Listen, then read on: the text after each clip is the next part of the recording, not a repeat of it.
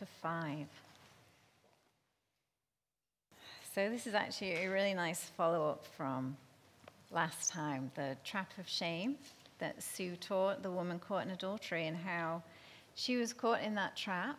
The Pharisees had trapped her, and they trapped her in her sin and her guilt and her shame. But this woman, she has shame, but not because of her sin.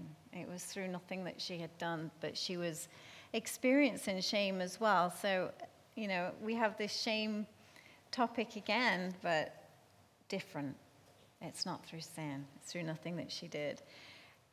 And we get to talk about a wonderful topic as well. We get to talk about periods.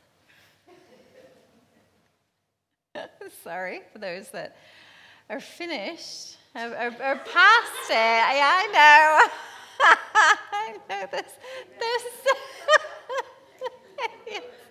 It's a great thing, right? But the process is not so fun, right? But yeah, we're going to take some time to talk about periods, because let's face it, you're not going to hear this kind of thing on a Sunday morning from a pastor. So why not chat about it now? And you know what? Periods really do shape a woman's life. And it definitely shaped this lady's. It shapes ours in many ways. Each month we have to experience it, some worse than others.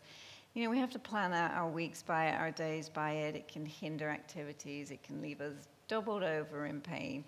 It really is a huge part of a woman's life. There's actually... The average woman has about 400 to 500 periods in her life, which just sounds dismal, especially if you have horrible ones. You think, 500 times I have to go through this. How absolutely miserable. About 60 out of the 360 days a year are spent on our periods. It's a huge part of our life, isn't it? Let's face it, it really is. And this poor woman... she had to spend 4,380 days on her period, 12 whole years. And that was just, your heart just goes out to this woman, doesn't it? So if we read from verse 21 in chapter 5 of Mark, and it says, "And when Jesus had crossed again in the boat to the other side, a great crowd gathered about him, and he was beside the sea.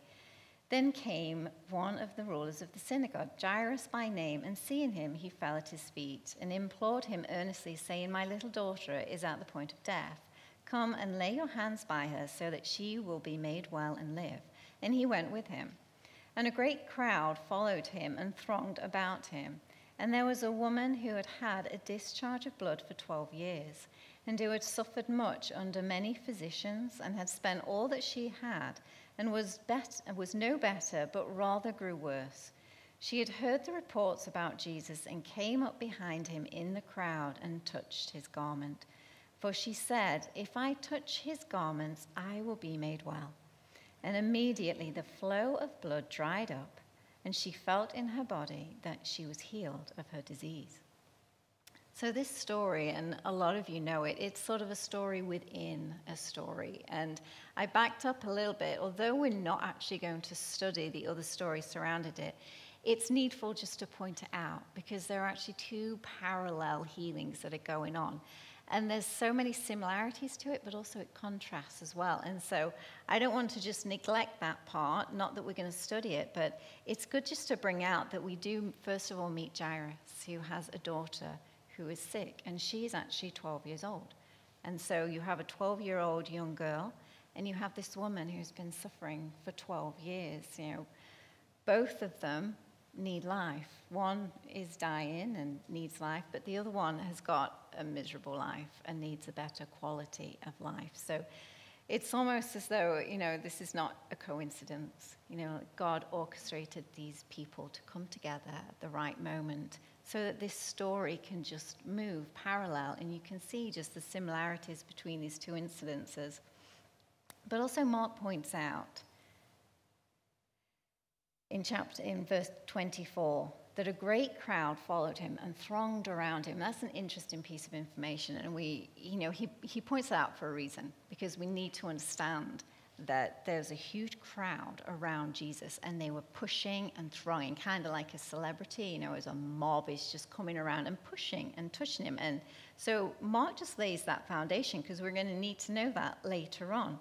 And so this crowd is thronging around, and we're told that she comes up behind him, doesn't she? Almost secretly. Now, she does that because she's actually not supposed to be there. So she's trying to get to Jesus very secretly, and you can't blame her.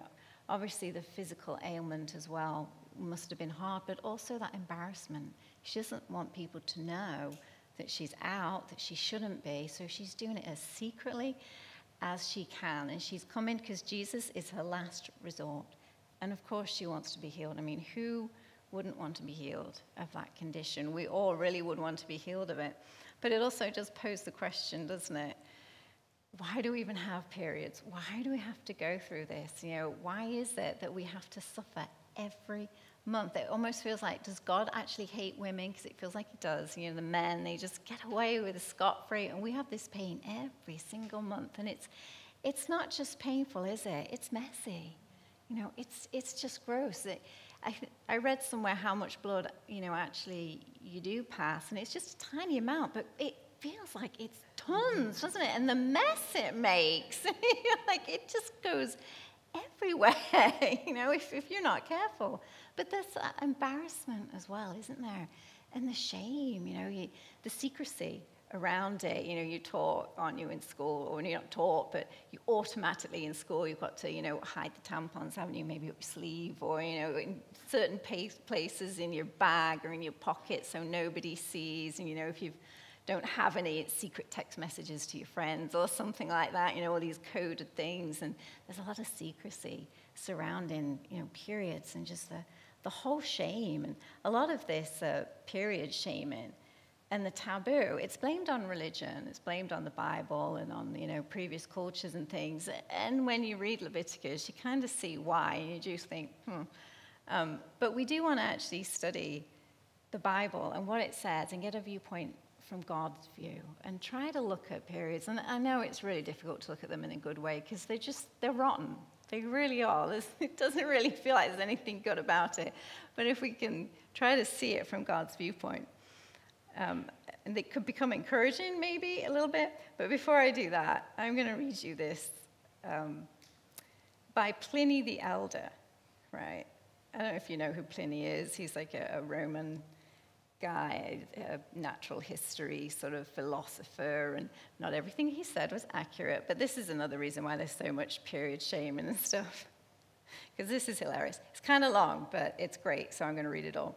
And this is what he said. He said, "Contact with the monthly flux of women turns new wine sour, makes crops wither, kills grafts, dries seeds in gardens, causes the fruit of trees to fall off, dims the bright surface of mirrors, dulls the edge of steel and the gleam of ivory, kills bees, rusts iron and bronze, and causes a horrible smell to fill the air.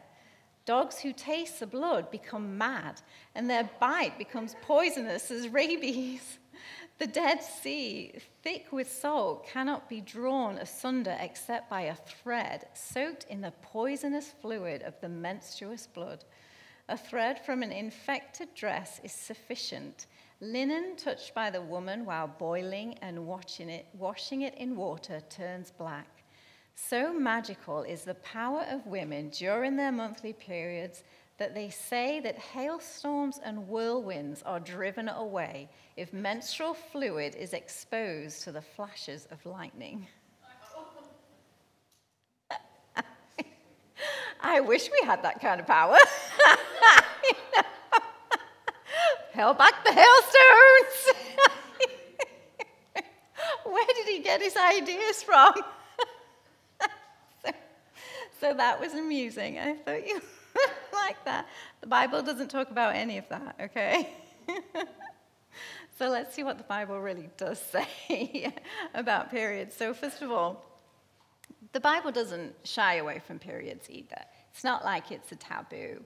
The priests were very familiar with it, and the Jews would have been familiar with it too. And we have, a lot of mentions of it. And there's that story, isn't there, with Rachel and Laban, where she sits on the camel, which oddly enough, that is before the law was even given. So even back then, there was kind of like an idea that, we keep clean and we stay away and we don't go near women on periods sort of thing.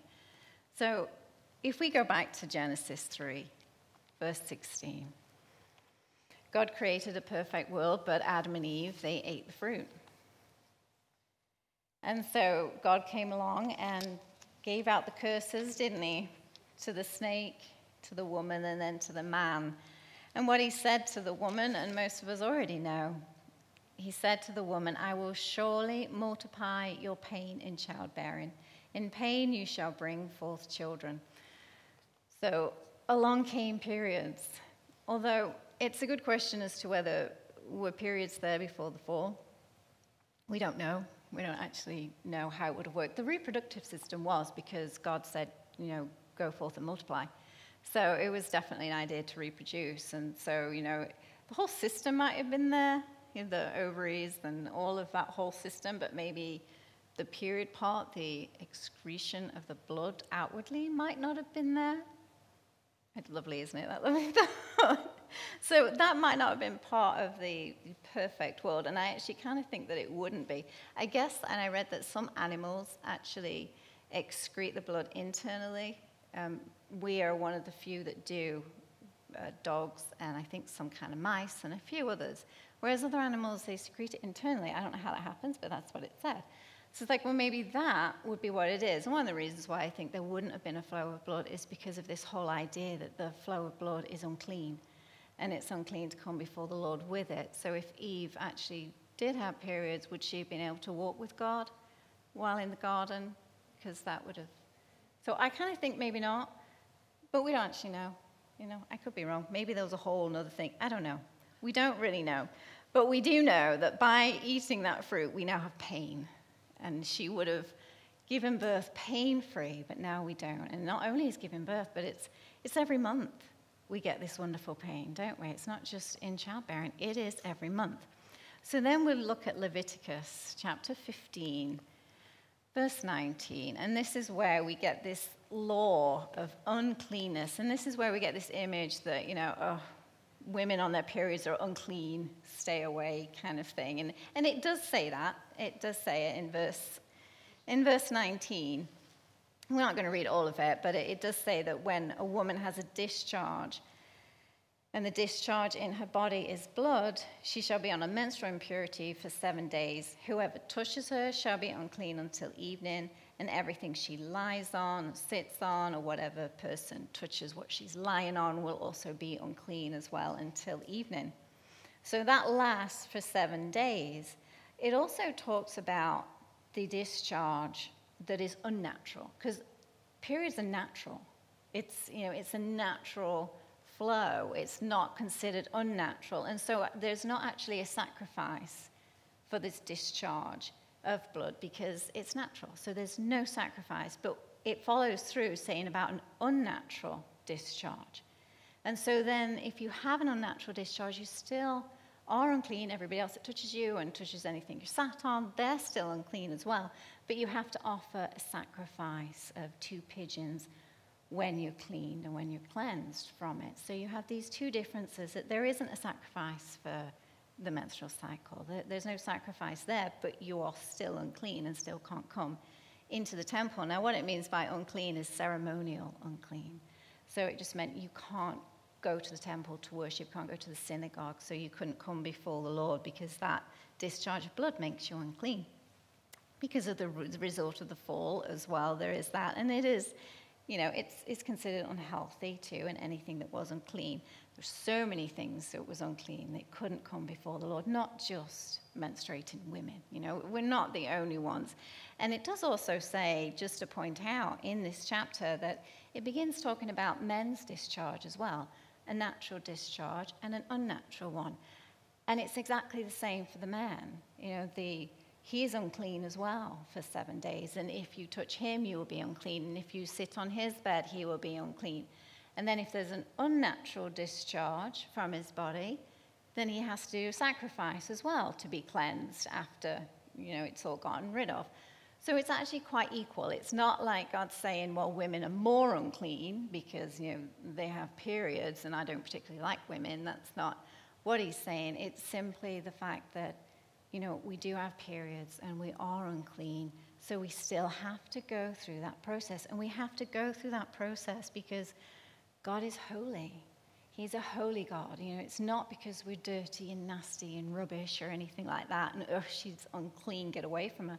It's because of this need to know that God is holy. And only something pure and clean can come before him and worship him. It's this standards that God wanted to give his people, Israel and the Jews, a separate standard. He wanted to make them clean. So this whole uncleanness of separating herself and not coming before the Lord was just to say how holy God was. But also this separation, because she couldn't, if she can't touch anybody, there's not a lot she can do. And if you think about it, back then, there was no hygiene products and there's no medication. So no ibuprofen or paracetamol or anything like that. So periods had to be pretty miserable and pretty painful and just yucky. So the fact that she didn't actually have to do anything was a bit of a blessing. And that she could just it was socially acceptable for her to withdraw and just take some time on her own, which sounds wonderful. It's nothing better than just getting a hot water bottle, a blanket, some dark chocolate, and just snuggling on the couch. That's my idea of bliss on day one of my periods. I just love that idea. So in some ways, that was a blessing, not necessarily condemnation, like get away from us. But you know what? The women probably appreciated that. I know I would. Now we're expected just to push through. We do have medication. But, there are certain things I don't want to do, certain things I can't do as well. But today's day, we have to power through. You've got jobs. You can't just take time off work. You've got to muster through. And some women are fine, and other women, not so much. So, in some ways, that was God's grace to the women back then. And I'm happy to use it now. I'm unclean, I'm sorry. But also, you think about being around people as well. Sometimes you just don't want to, do you? You don't have that emotion or that mental capacity. So sometimes it's really nice for a little bit of isolation because being around people, it's not always good. Just to withdraw a little bit of peace, away from the kids. You just need that peace. So some of these things that God was saying, it wasn't just to be nasty and to get away. I don't like women. It was more for our benefit, more for our health and for our mental and emotional health as well. But we can also look at periods as part of creation. God created us. He created our bodies. He knows every part of us. There's a purpose for every part of our bodies. And, you remember getting that talk, don't you, back in school, which was just horrible. And you watch the videos, the diagram of what actually is happening in your body. And it's like, you squirm, and it's just so uncomfortable. But actually, I watched a few on YouTube while I was studying this, and it was absolutely fascinating what goes on during the cycle and how our bodies are created, and that it all just starts in the brain, and the brain commands a gland to secrete the hormone which stimulates the follicles on the ovaries, which then pop out a little egg, and it travels down. And you think of that intricate detail that God did in order to reproduce, and that happens inside our bodies without us even saying so. And it's that whole cycle. And then, of course, if the egg, isn't conceived or anything, then obviously that's where your period is, and there's messages sent. Okay, there's no life, and now release all the blood, and then it all starts all over again. And you don't have to command your brain to do that. It's not like, okay, this month, need to make sure my body makes an ovary, or whatever, a little egg, right? Make sure my ovary is making it. We don't have to do that. That happens already, and that's amazing that is automatic, just like breathing, just like our hearts beating and our blood flowing. That just blows me away, the creation and the creativity of God in a woman's body, and how much detail he gave you. And if he can see that detail inside you, he sees the details of your heart, the details of your mind as well. And instead of Just thinking, oh, these periods, all this pain. God sees. God made it, and God made it in that detail because he loves details. He loves the intricacy of it. But also we know the purpose of the periods as well, and it's that mechanism to reproduce life and the ability to carry it, to produce it. And what a blessing as well that we can become part of God's creation, that we take a role in that, where we can birth, we can carry, and we can reproduce. We can give life, and life is a gift as well. And God is a gracious giver. He's such a generous giver, and the fact that we can partake in this gift, we can give life too. We can be a part of God's nature of being a giver of life. And it says that children are a gift from the Lord, and they truly are. And so we can partake in that as well. We can learn the graciousness of God through this monthly cycle.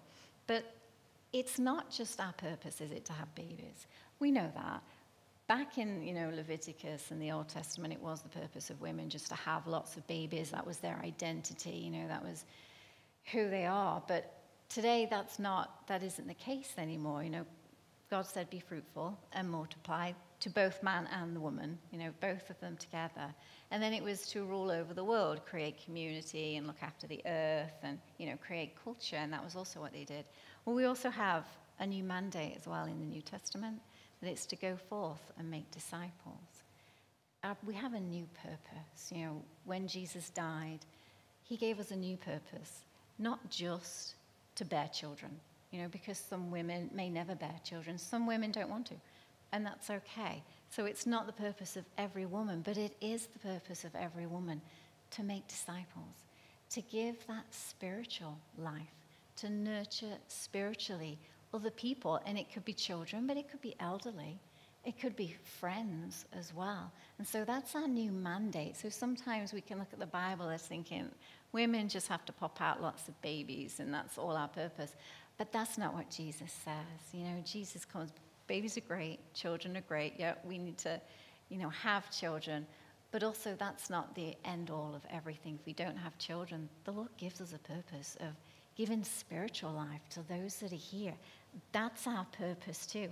So each month, as we go through the cycle, knowing that we can produce life, we can also know that we can give spiritual life as well.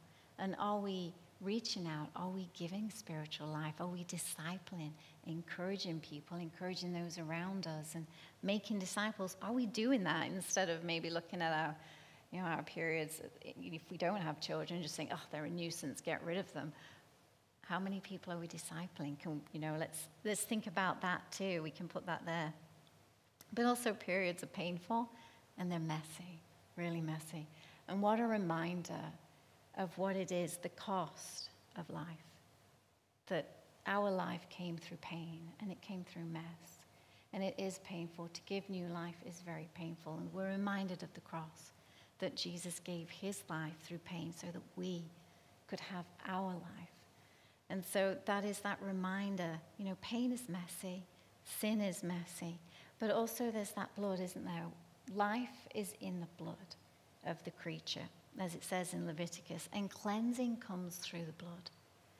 And so the blood, it plays a huge role in Leviticus and all the sacrifices. It's just massive. And so there's this whole cleansing. And the idea of the period, of that cleansing, it's sort of washing away the old and preparing for the new. Each cycle either begins or ends, depending on how you look at it, of the passing of blood. And so the idea that, we have this life that, has passed away, the old life, and it prepares for the new. That, our life, it was costly. For pain, there was pain in his death, and it's messy. And so our periods is that reminder that our life comes through Christ. It comes through his cleansing as well. And yeah, it's painful. Yeah, it's messy. But it was painful for me to have new life too. It was painful for Christ on the cross.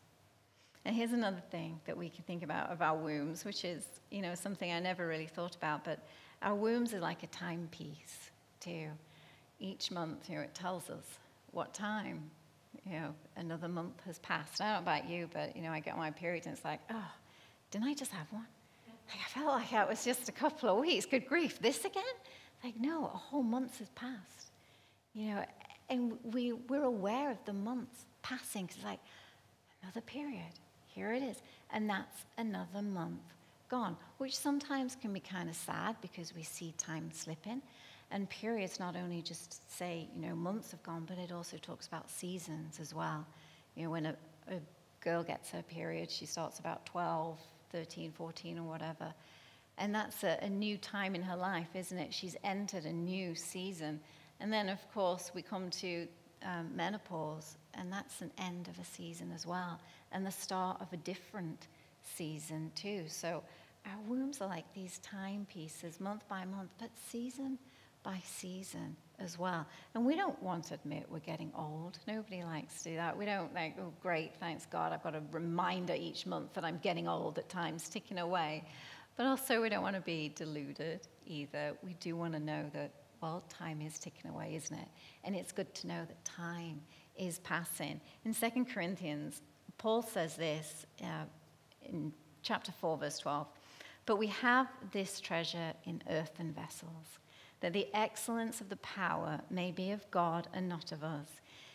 He goes on, because this is the time where, Paul is getting persecuted and people are trying to kill him. So he was very well aware that his life, was going to come to an end at some point.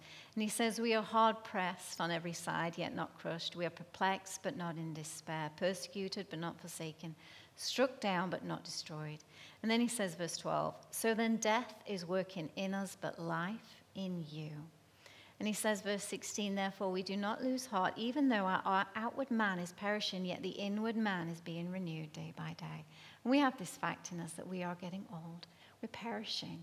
We live in earthen vessels. But the Spirit in us is working life in us. And we're being renewed day by day inward. So even though, our periods might be suggesting time's ticking, we might go through the menopause, we might think, our days are done. God's like, no, you're still here. And I am working life in you. I am renewing you day by day. And it's a healthy reminder. It's a good reminder that, let's not get sad over the fact time is ticking, but it is. Let's use it wisely. Let's use it well. We don't need to be afraid of getting old. So periods aren't fun. We can be honest about that. I don't think anybody says that they're ever fun. But there's a lot we can learn. We can learn about ourselves. We can learn things about God, because we can learn from creation, and we are part of creation. So we can learn about God even through our periods. But you know what?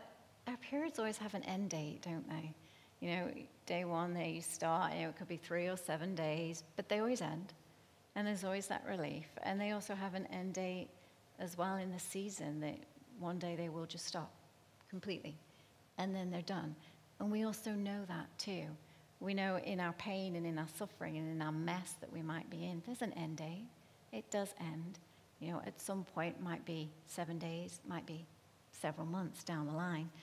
But this woman, back to Mark, she didn't quite have an end date.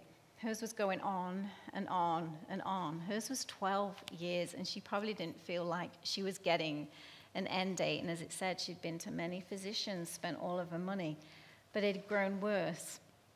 So this woman was really on the fringes of life, because as we looked at in Leviticus, she had to separate. She had to be apart. She was considered unclean. People couldn't really touch her, else they would be unclean as well. So she really was on the fringes of society, on the borders. But also, if you think of periods when you are bleeding, that's a sign that there was no life. Life wasn't conceived. And so the sign of blood was a sign of no life. There's nothing, no fruit. She couldn't bear fruit, this woman had. She had no purpose. She probably felt useless, because back then she needed to bear children, and that would be an honor to her, but she couldn't. In some ways, she'd be worse than barren, because she actually couldn't enter the temple for worship. We know of the barren women, Hannah and Elizabeth, and although they had that shame and condemnation on them, at least they could go to the temple and the synagogue and they could worship. But this woman couldn't. So she couldn't bear children. She couldn't have affection. She couldn't worship publicly. like we can now. She couldn't do any of that. And so she had that shame. And we can contrast her to Jairus' daughter again. As I said, there was 12 years. And Jairus' daughter was 12 years old and therefore would be starting her period soon, round about then. And so here's this young girl who's about to start her ability to give life, and yet she's finding herself sick and on the edge of death. And then you have this woman who for 12 years has not had the ability to give life and has just had, not necessarily death, but just, no life in her for 12 whole years. And she's living, but is not fruitful. So you have this parallel going on in the scriptures. So she's separated from society. She can't sleep with her husband. If she had one, it's likely she probably didn't. He may have divorced her because, what's the point in having a wife that's always on a period? There's no point in that. She has no worship. She's on the borders.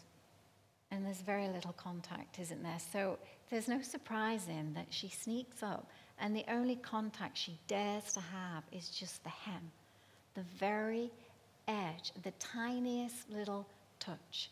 She doesn't have that confidence to embrace. She doesn't have that ability to. She's been cast out, of society. So she's the tiniest little touch. And I just look at this woman, and you can just see her, can't you? 12 years of being isolated. All she can do is a fingertip of a touch to Jesus. That's her only hope. So, it said, doesn't it, in verse 29, immediately she felt the flow of blood dry up in her body and that she'd been healed. And then as we go on, it says that Jesus, perceiving in himself that power had gone from him, immediately turned about in the crowd and said, "Who touched my garments?" And his disciples said to him, "You see the crowd pressing around you, and you say, 'Who touched me?'" And he looked around to see who had done it. But the woman, knowing what had happened to her, came in fear and trembling and fell down before him and told him the whole truth. And he said to her, "Daughter, your faith has made you well. Go in peace and be healed of your disease." So here we have her saying to herself, if only I touch the hem of his garments. And the hem would have been the outer garments, but it was also a devout Jew would have tassels, 4 tassels on his coat. So it's possible that she touched the tassel. That could have also have been the hem, what they were talking about, touching that tassel. So if she could just touch it. Now, there's no evidence that Jesus actually ever healed that way. We don't hear any other story of him healing through his garments or anything. So her faith almost seems a bit superstitious. It seems slightly flawed. And yet, the beauty of it is the Lord commends her for it. It's not a perfect faith. It isn't, but it's enough. It's all really that she needs. Although it might have been a bit superstitious, the quality isn't what's needed. It's the action that faith led to of touching Jesus. It's who she put her faith in. And she directed it towards Jesus. Although there was flaws, it was heading in the right direction. And so it doesn't have to be perfect, but there it's heading in that direction. Now she comes secretly, doesn't she? Because like I said, she's not supposed to be there. And I wonder how many people she touched while she was trying to get to Jesus. And obviously Jesus brought her out. And I wonder if people are like, "Oh wait, I touched her." This whole situation, she's trying to be as secret as she can, coming behind him. And she wanted to come right behind him and then just sneak away, because we would, wouldn't we? That's all our ideas. Well, one last thing, I'm just going to sneak up, I'm just going to touch, and I'm just going to sneak away. But Jesus had other ideas, and he didn't let her sneak away. And I love that. He didn't let her. He brought her out, didn't he? But before that, in verse 30, it says that Jesus perceived in himself that power had gone out. And that's such an interesting verse. It really shows you what Jesus could feel. And he could feel power. It's the only verse that says this. It doesn't say anything else like this. So we don't need to harp on about him being some sort of superhero that's got power flowing from him and, he's thrown it out everywhere and things like that. I don't think that's what the Bible is saying, but it is interesting that Jesus could feel the power, and he could feel that healing power, coming out of him. He could feel the difference between that, just the casual contact that was going on, and her touch of faith. He felt the difference between it. And it says that Augustine said long ago of this story, flesh presses, faith touches. He can always distinguish between the jostle of a curious mob and the agonizing touch of a needy soul. And he can't he? How amazing that is, that so many people were touching him, and yet he could feel that faith, that touch of faith. It sort of rose above the rest, and it wasn't even like it was a punch or anything like that. It's just on the edge. It was barely a touch, right on the edge. And so amazing that God, just the smallest little touch, he feels it. Jesus can feel that smallest little touch as we reach out in faith. But here he calls her out, doesn't he? He says, "Who touched me?" And he looked around to see it. And so, the game's up. She's been called out. And he doesn't do this to embarrass her. He doesn't do it at all. It's the opposite, really. He does it so that he can acknowledge her and so that he can then honor her as well. Because there needs to be confession, really. And confession is a good thing, to bring things out into the open. And here this poor woman, she came in fear and in trembling, because we would. Oh, and you just feel for her, don't you? Especially in a mixed crowd like that. It's awful when other men, accidentally find out you're on your period or whatever. But to come before all those men and all those people and have to admit all of that. And it says she told the whole truth. Now, Mark introduces it that she's had a flow of blood for 12 years. She's seen physicians. She's spent all of her money. She's gotten worse. Well, she obviously said all that when she told everything. That's the everything that she told. She may have told more, but Mark records all of this. Obviously, he didn't know it at the time. It wasn't until, Jesus said, "Who touched my garments?" did they meet the woman. So, Mark writes it not in the order that he found out, but just he writes a good story, doesn't he? And so she comes and she tells that whole truth. She can confess, and bringing things out into the open and being able to confess it before Jesus.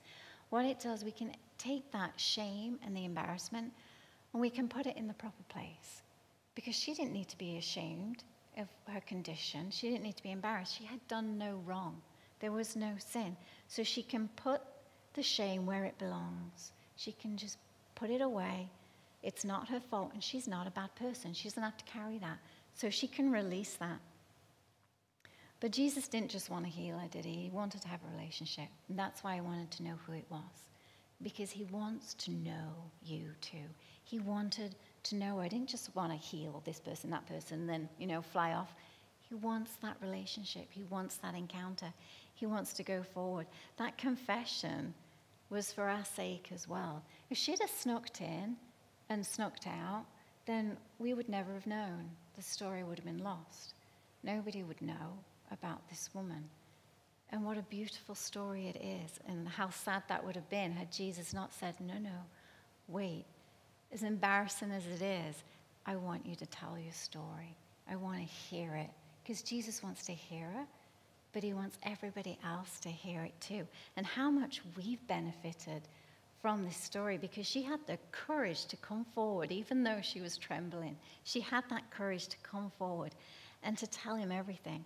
But it's also for her sake too, because he says, daughter, your faith has made you well. Go in peace and be healed of your disease. Now, she already felt like she was healed. She could already feel it in her body. But Jesus then says, be healed. And it's a good encouragement to her, because oftentimes we can get doubt, can't we? Like, oh, did that really happen? Am I really healed? Was it really that touch, or was it a coincidence? Was it that previous physician, that previous thing that I did? But Jesus says, no, I healed you. And so by bringing her forward, he can let her walk in that knowledge of you are healed, because we need to hear it, don't we? Even though sometimes we know, we always need to hear it too. We need to hear that encouragement. Yes, Jesus did do it. Remember, you can walk away knowing Jesus did it, because Jesus said. So bringing her forward is for her sake too. And he says, go in peace, doesn't he? Because she was in fear. She really was. And he knew it. And so he said, go in peace. He didn't want her to be afraid anymore. Her faith had made her well. It wasn't in the touching, but the touching, that was where her faith met Jesus, wasn't it? It was through a faith that met, through that touch.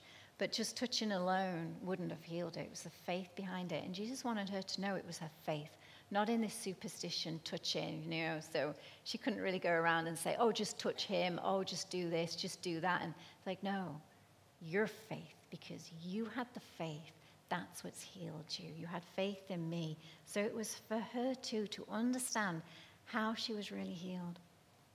But you know what the best thing is that he calls her daughter. And this is the only time he calls a woman daughter. The only time. And how beautiful is that? That she has this encounter. She's an outcast, and the first person she touches calls her daughter. Such an intimate relationship, just a beautiful term for her that she was the daughter. We know her as the woman with the issue of blood, but Jesus called her daughter. That's who he knew her as, his daughter. And how wonderful to know that. We can think that we're just the woman with all the issues. But Jesus says, no, you're my daughter. You're not the woman with all those issues. You're mine. You're my daughter. But also this precious name could also be for Jairus. Because if you remember, his daughter is sick.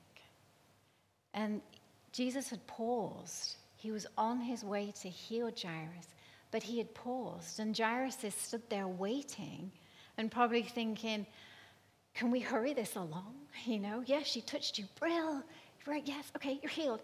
Come on. No, we don't know who she is. Come on, let's go. In his mind, he's thinking, my daughter. But Jesus stops and he pauses to pay attention to this woman, and he calls her daughter. Maybe just to tell Jairus, you keep your faith. I know your daughter. I'm going to heal your daughter too, because Jairus is about to get the worst news any parent could get.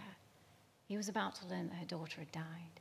And so perhaps calling her daughter was for her, it's for us, but also for Jairus to say, just keep your faith. I am coming to your daughter too. But I love that Jairus can intercede for his daughter. And this woman, she didn't have anybody interceding for her, but she had Jesus. And she was Jesus' daughter. He was interceding for her too. And it's a beautiful picture.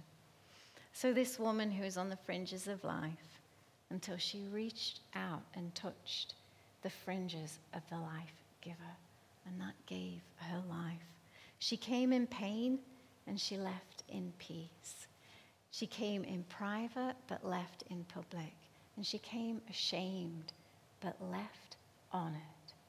And I love that picture. And we can come in pain, but I pray that you can leave in peace. That if there's any shame, that we can know that Jesus wants to honor us as well. Call us daughters. Heal us. Take that shame away. We don't have to carry it. It's not our fault. And that we can look to God and know that we are fearfully and wonderfully made, and that there is an end date. And there was an end date for this woman, wasn't there? Her blood did dry up. There was that end to her pain and to her mess. And there's an end to our pain too. There's an end to the mess that we feel like we might be in. There's an end to all that embarrassment and all that shame. And that end is when we touch. Even if it's just the hem of Jesus, that end is in him. So let's pray. Father, what a beautiful story. Lord, of this woman who came in shame, in embarrassment, in pain, just to come and be healed by you. And Lord, you called her daughter.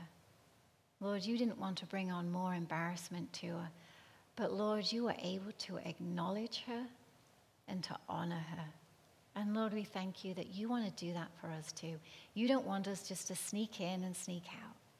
You want us to know that you have seen, that you acknowledge us, and that you honor us too, and that you want to heal us. And Lord, we thank you for that encouragement. And Lord, I pray that we would lay our shame down, lay our embarrassment down. And Lord, just come to you and feel your touch, feel your healing, and know that we are your daughters, that we are precious to you. We are your family, that you will look after us and take care of us, and that you will love us. In your name.